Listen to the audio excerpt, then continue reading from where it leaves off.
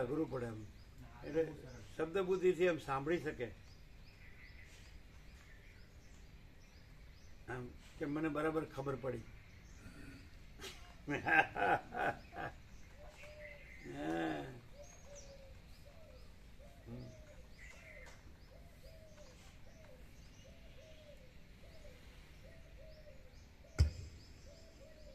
આ વનભૂમિઓ આ પતિ સુશોભિત અંગવાળો અને ઉદાર દિલનો છે. આ વનભૂમિઓ બહુ રમણીય છે. આવી સ્થિતિ અનાયાસે પ્રાપ્ત થઈ છે. એવું કોણ બોલશે કે યંગ હોય નાની ઉંમરનો એટલે યંગ હોય અને એટલે વર્લ્ડમાં ભૂતવર્ગનો હોય છે એમાં એવું કોઈ બોલ્યો હશે કે શું આ ઢીંગલા નીકળી ખરીદવા વેચવાની દુકાન છે?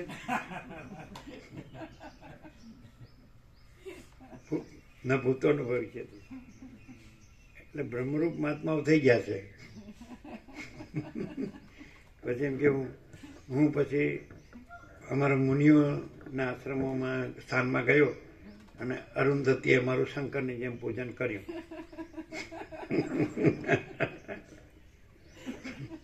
અને નો પૂજક પૂજા પૂજ્ય દેવ, નો પૂજક નો ત્રિપુટી બિઝનેસ, નો દ્વૈત બિઝનેસ, નો અદ્વૈત બિઝનેસ.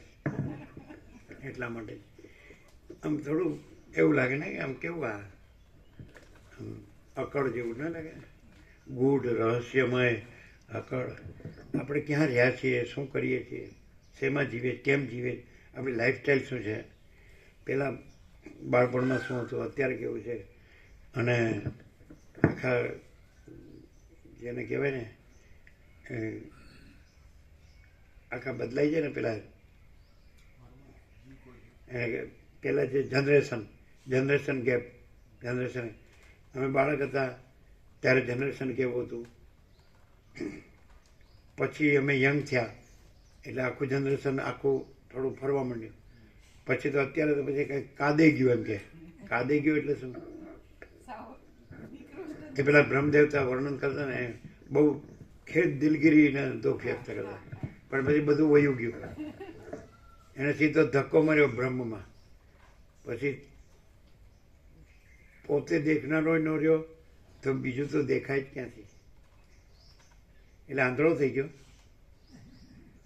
એટલે સૂર્ય પોતામાં પોતાને દેખે છે તો સૂર્ય પોતામાં રાત્રિના અંધકારને દેખે છે, તો પોતામાં ત્રૈલોક્યને દેખે છે, તો પોતામાં પોતાને દેખે છે, તો આંધળો જ કહેવાય. આવું કાંઈ દેખાતું નથી. એને કહેવાય infinite, omnipresent, eternal, absolute, supreme divine light. અનંત સર્વત્ર નિત્યપૂર્ણ પરમ દિવ્ય જ્યોતિ, અનંત સર્વત્ર નિત્યપૂર્ણ પરમ બ્રહ્મ જ્યોતિ, અનંત સર્વત્ર નિત્યપૂર્ણ પરમ ચિદાકાશ, અપરિચ્છિન્ન પરમાકાશ, પરમ ચિદાકાશ.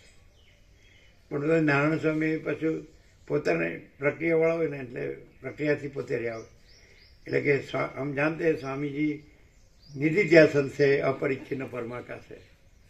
પણ ભાસ્કર પ્રભુ હમ જાણતે સ્વામીજી પરમાકાશ છે, એ વળી ડાયરેક્ટ. અને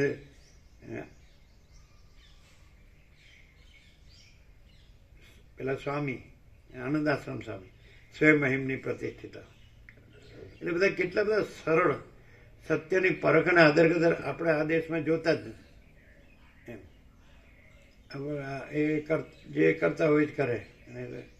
બે અમે સત્સંગમાં જઈએ છીએ એકદમ ઔપચારિક ફોર્માલિટી જેવું હોય, પણ આ લોકો અમે એકદમ આરપાર જોઈ શકે. એનું આમ બધું દેહ ને બધું.